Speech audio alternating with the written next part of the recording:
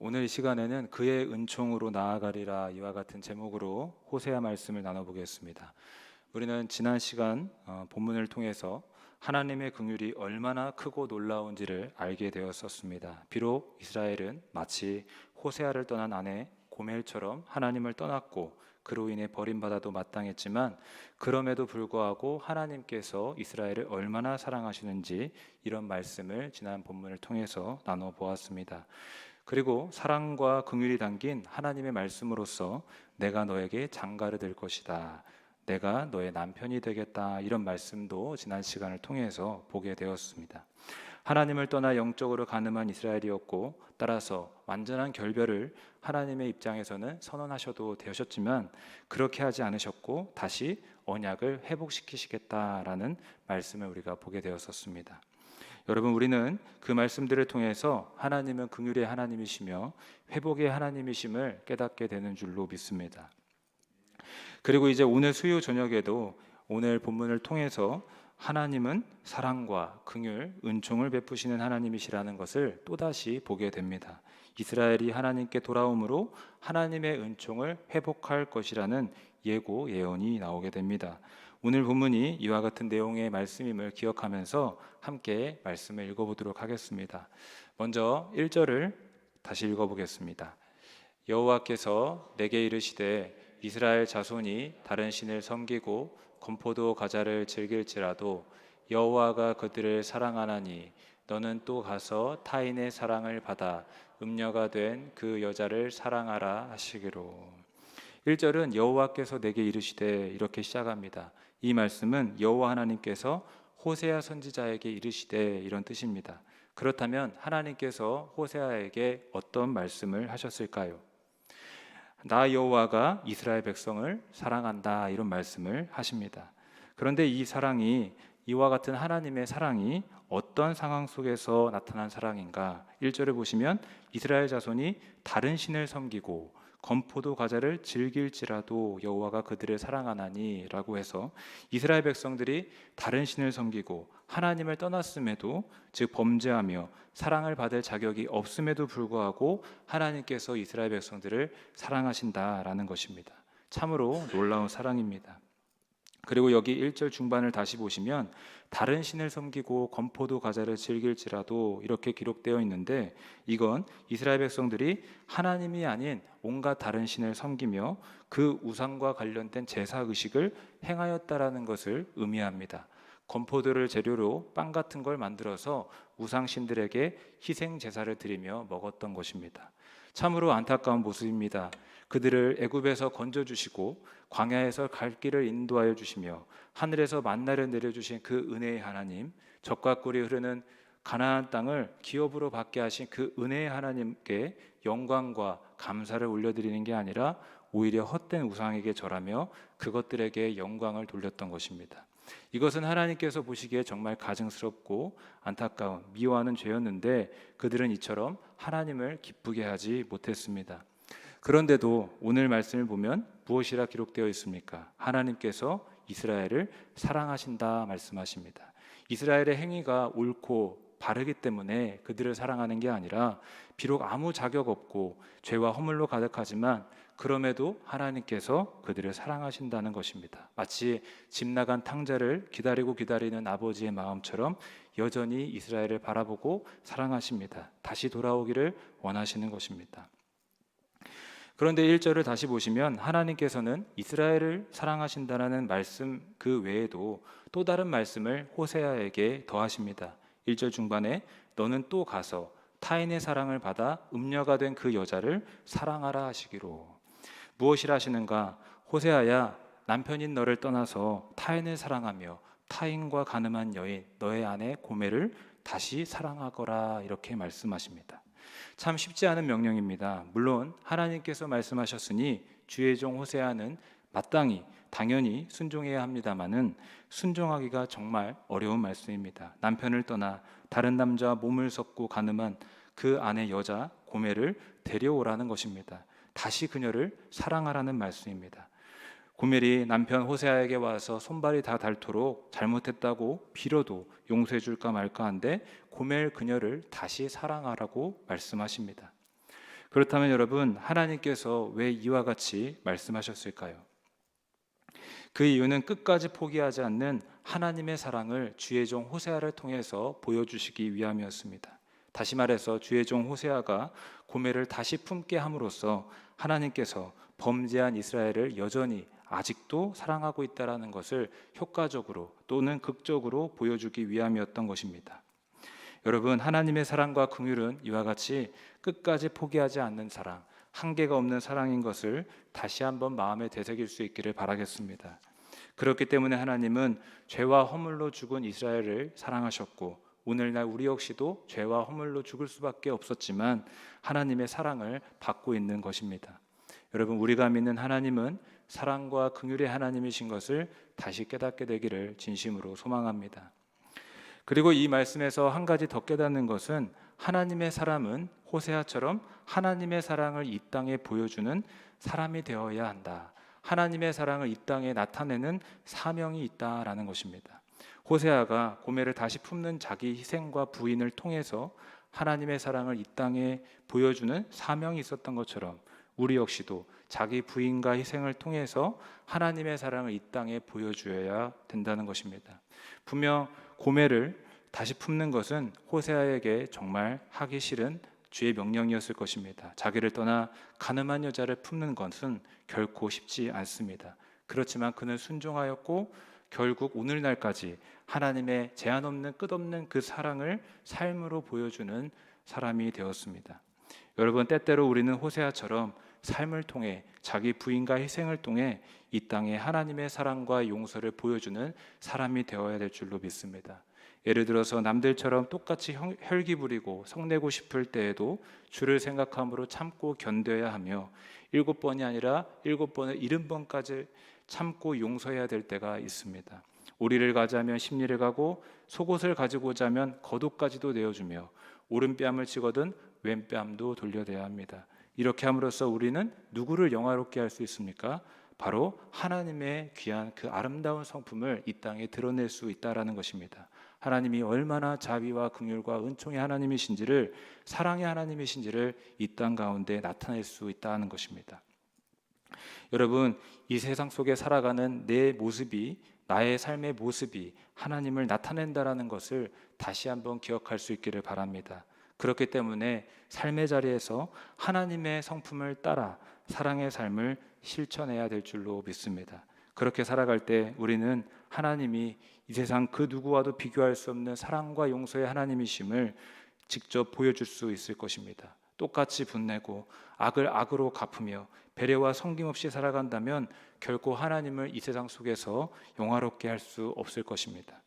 그러므로 물론 쉽지는 않겠지만 호세아처럼 자기 부인과 희생을 통해서 하나님의 말씀에 따라 순종함으로써 주님의 사랑과 용서를 삶으로 드러내시기를, 주님 앞에 쓰임받는 저와 모든 성도님들 되시기를 주님의 이름으로 축복합니다. 이제 2절을 다시 한번 읽어보겠습니다. 내가 은 15개와 보리 한 호멜 반으로 나를 위하여 그를 사고. 이 말씀은 호세아가 자신을 떠난 그 아내 고멜을 데려오기 위해서 몸값을 지불하는 내용입니다. 2절 끝에 그를 사고 이렇게 기록이 되어 있습니다. 그런데 그냥 고멜 이리 오라 이렇게 불러서 그녀를 데리고 오는 게 아니라 왜 그녀를 사서 데리고 와야 했을까?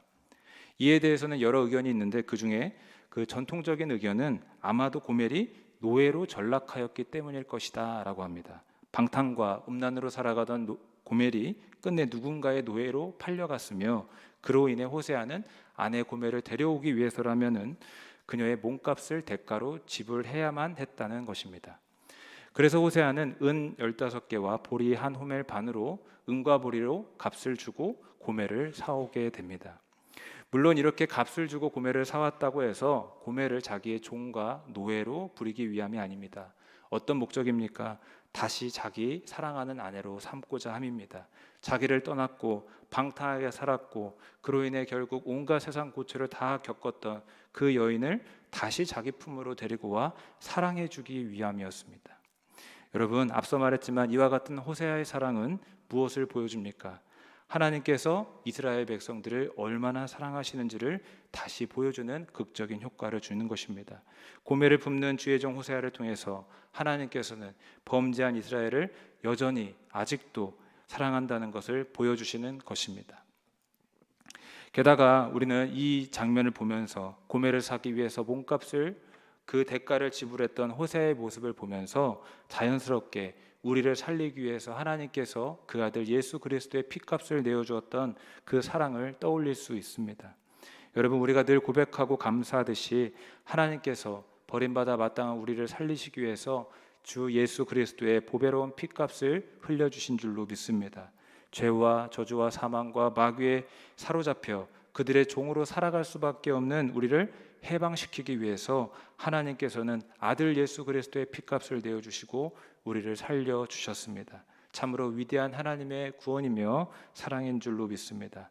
따라서 오늘 이 시간도 하나님의 사랑과 주 예수님의 보혈을 다시 한번 마음에 되새기시면서 주님을 찬미해야 될 줄로 믿습니다.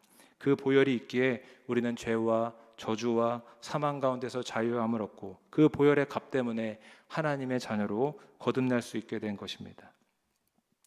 그리고 꼭 잊지 말아야 될 것은 하나님의 독생자 예수님께서 보혈을 흘려주시기 위해 자신의 모든 것을 내려놓으셨다라는 것입니다. 하늘 영광을 버리시기까지 하셨고 이 땅에 오셨으며 군병들이 예수님을 찾아왔을 때 검을 들고 막아서는 제자들에게 검을 도로 집어넣으라 말씀하셨고 마치 도살장에 끌려가는 그 어린 양처럼 저항 없이 변명 없이 십자가로 가셨습니다. 또한 십자가에 달려 돌아가실 때에도 천군 천사를 동원할 권세와 능력이 있으셨음에도 불구하고 그 권세를 사용하지 않고 자기를 낮추셨습니다.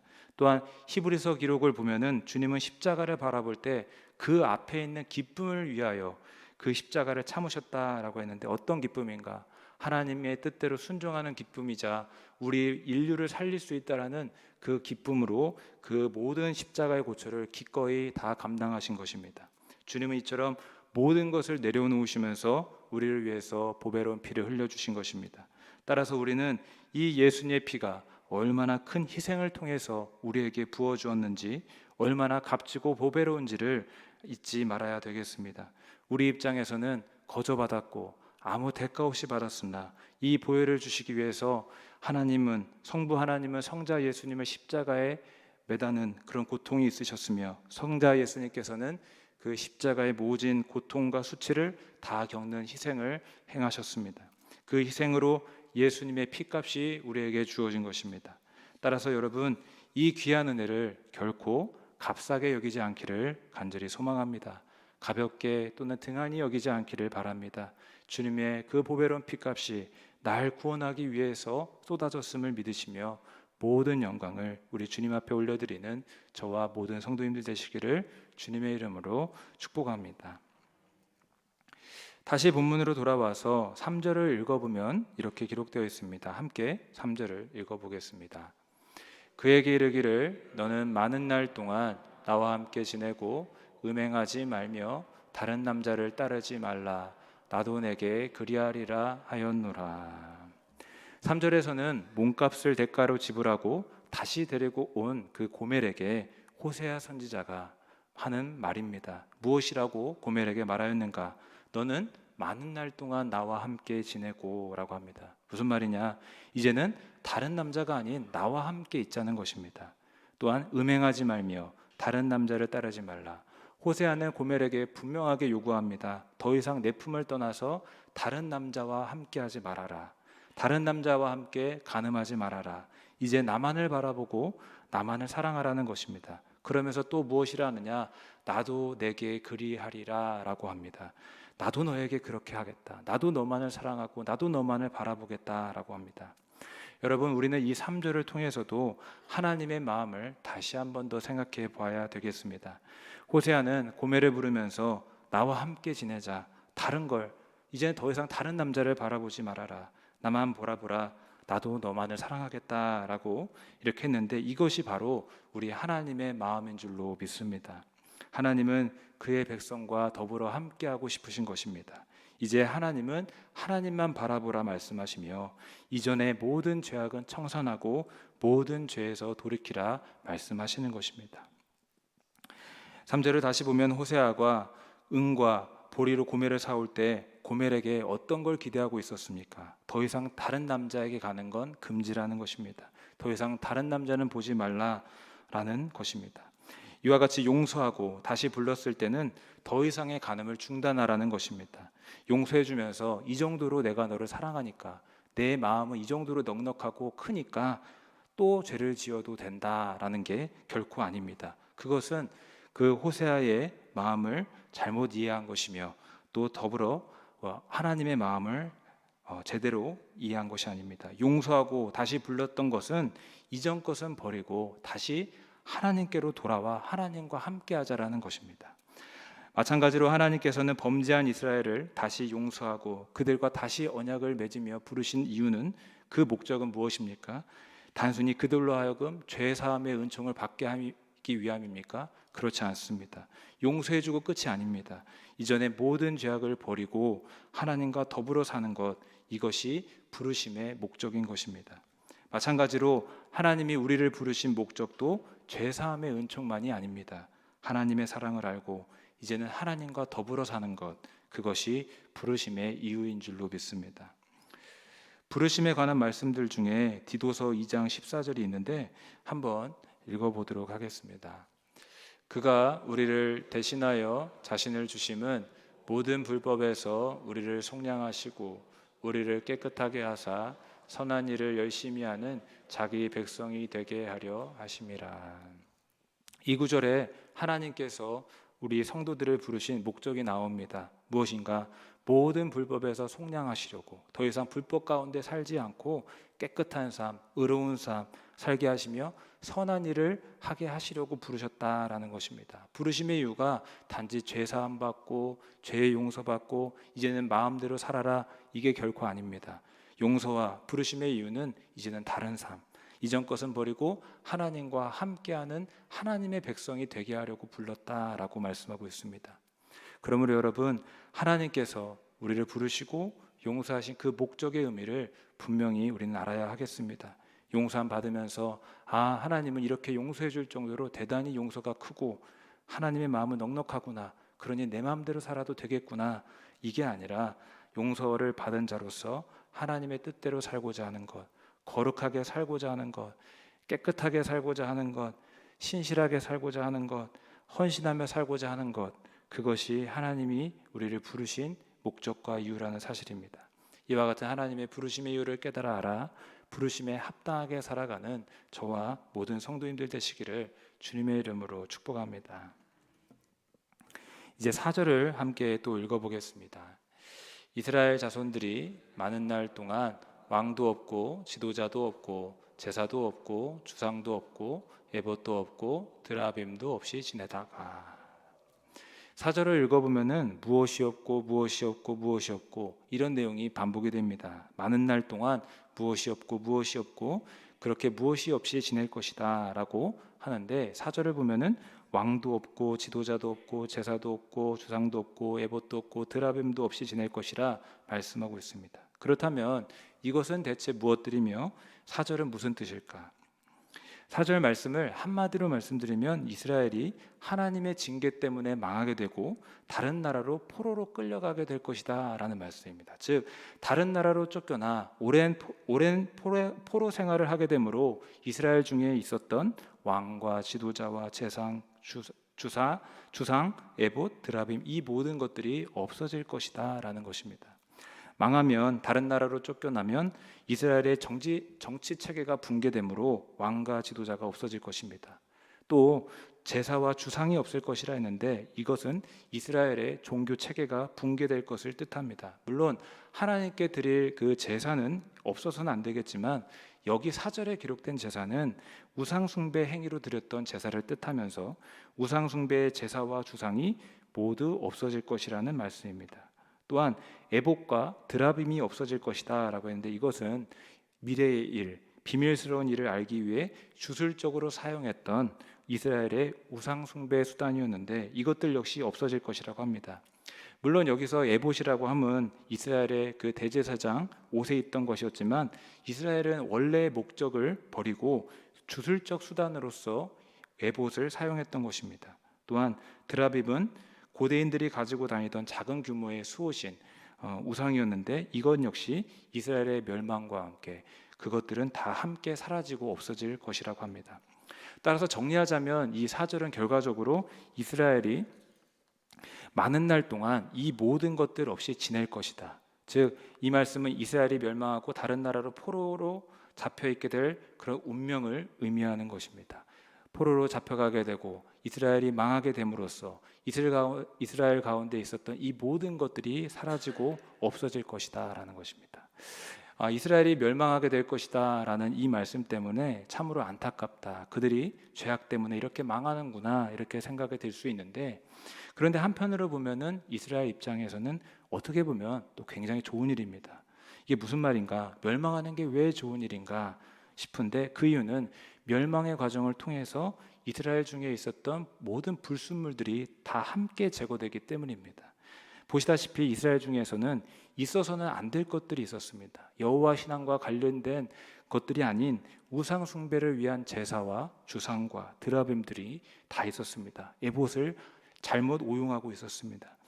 그 모든 것들이 그런데 하나님의 징계를 통해서 다 제거된다라는 것입니다. 다시 말해서 여호와 신앙과 관계없는 그 모든 불순한 것들이 이스라엘 중에 있었는데 멸망과 함께 제거되며 이스라엘이 정결해지는 과정이 있게 되는 것입니다. 여러분, 이스라엘 가운데 있을 이 하나님의 징계와 멸망을 통해서 이스라엘이 정결해지는 과정이 있었듯이 때때로 만나는 인생의 고난과 환난, 또 하나님의 어떤 징계는 우리의 삶이 정결케 될 수 있다는 것을 보여준다는 것을 이 말씀을 통해서 한 번 더 깨달았으면 좋겠습니다. 고난을 통해서 주의 말씀을 배우기도 하고 세상의 헛된 것들에 소망을 품고 있다가 그것들이 전부가 아니구나, 정말 우리가 소망을 두어야 되는 건 하나님께 소망을 두어야 되는구나 라는 것을 우리는 깨달을 수 있습니다. 그래서 때때로 고난 당한 것이 유익이다라고 말하기도 하는 것입니다. 이제 본문의 그 마지막 5절을 읽어보겠습니다. 그 후에 이스라엘 자손이 돌아와서 그들의 하나님 여호와와 그들의 왕 다윗을 찾고 마지막 날에는 여호와를 경외함으로 여호와와 그의 은총으로 나아가리라. 보시면 그 후에 이스라엘 자손이 돌아와서라고 기록되어 있습니다. 이것은 훗날 이스라엘 백성들이 회개한다라는 의미입니다. 오랜 포로 생활을 지낸 후에 멸망과 또 한편으로는 정결해지는 그 과정을 지나서 하나님께 돌아온다라는 의미입니다. 또한 마지막 날에는 여호와를 경외함으로라고 기록되어 있는데 이 말씀 역시 하나님을 떠났었지만 돌이켜 회개함으로 하나님 앞에 두렵고 떨림으로 선다라는 의미입니다. 그리고 그 회개를 통해서 어떤 역사가 이루어지느냐, 하반절에 여호와와 그의 은총으로 나아가리라 이 말씀이 기록되어 있습니다. 하나님의 은총이 회복되는 것입니다. 여러분, 하나님께 돌아올 때 불순종의 자리에서 순종의 자리로 회개할 때 하나님의 은총이 회복되는 역사가 있음을 믿으시길 주님의 이름으로 부탁드리겠습니다. 그래서 선지자 호세아를 통해서 회개를 통해 이스라엘 백성들에게 하나님의 은총이 회복될 것이다 라고 말씀하고 예고하였습니다. 여러분, 회개의 능력은 주의 은총을 회복해야 하는 능력인 것을 믿으시기를 다시 한번 부탁드리겠습니다. 그런데 5절을 다시 보시면 특이하게도 하나님을 찾는 것과 더불어 그들의 왕 다윗을 찾는다 이런 말씀이 나옵니다. 이건 대체 무슨 뜻인가 싶은데 이 말씀은 하나님과 다윗의 혈통에서 나실 메시아 예수 그리스도를 찾는다라는 말씀입니다. 그렇기 때문에 이 말씀은 하나님과 다윗의 혈통에서 나오실 그 메시아 예수 그리스도를 찾을 때 하나님과 메시아 예수 그리스도 안에서 진정한 회복이 있다, 진정한 은총으로 회복된다라는 예언적인 말씀인 것입니다. 따라서 이 말씀은 단순히 그때 당시에 이스라엘에게만 해당되는 말씀이 아니라 오늘날 우리에게도 해당되는 예언의 말씀입니다. 여러분, 하나님의 은총이 회복되는 것은 메시아 우리 주 예수 그리스도를 찾을 때 그 예수 그리스도 안에서 이루어짐을 다시 한 번 더 기억할 수 있는 시간 되기를 간절히 소망합니다. 하나님은 그분의 은총이 오직 예수 그리스도 안에서 회복될 것이라 말씀하셨습니다. 예수 그리스도 외에는 다른 길도 다른 진리도 다른 어떤 것도 없습니다. 오직 예수 그리스도의 그 십자가와 부활을 통해서 하나님의 은총을 받을 수 있는 것입니다.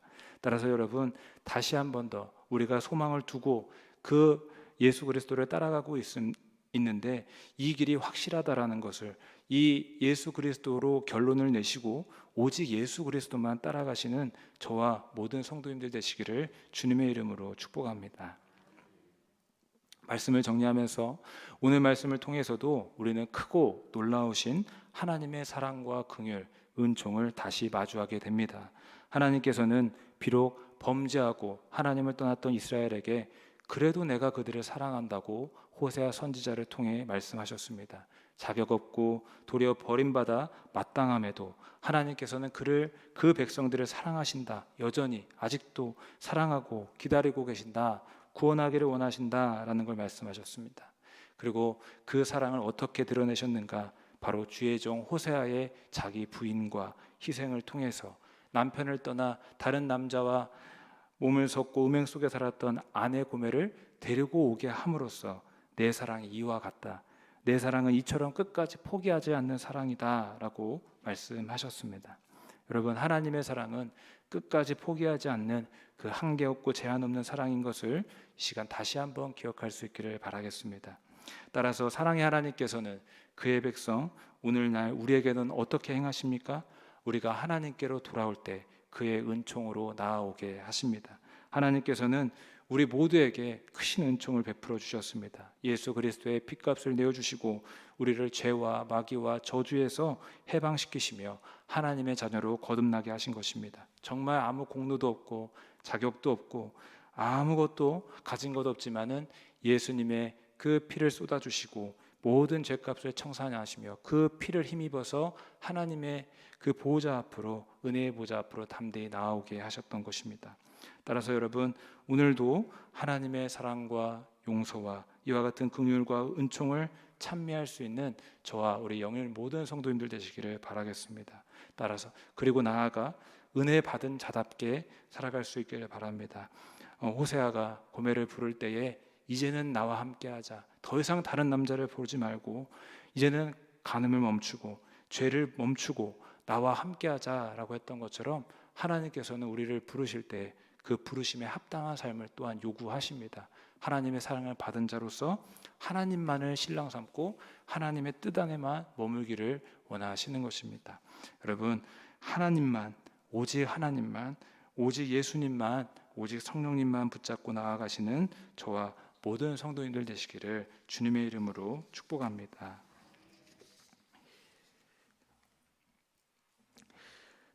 살아계시고 거룩하신 하나님, 자격 없고 연약하고 부족하지만 오직 하나님의 은총으로 살아가고 있음을 고백합니다. 예수 그리스도의 그 십자가 보혈의 은총을 통하여 구원해 주시고 오늘도 하나님의 전에 나와 기도하고 예배할 수 있음을 감사를 드립니다. 모든 것이 하나님의 은혜임을 고백하며 하나님께 영광 올려드리오니 하나님, 우리의 삶을 받아 주시옵소서. 나아가 부르심에 합당하게 이전의 모든 죄악을 버리고 정결하게 거룩하게 신실하게 살아갈 수 있도록 도와주시옵소서. 감사드리옵고 살아계신 우리 주 예수님의 이름으로 기도하옵나이다. 아멘.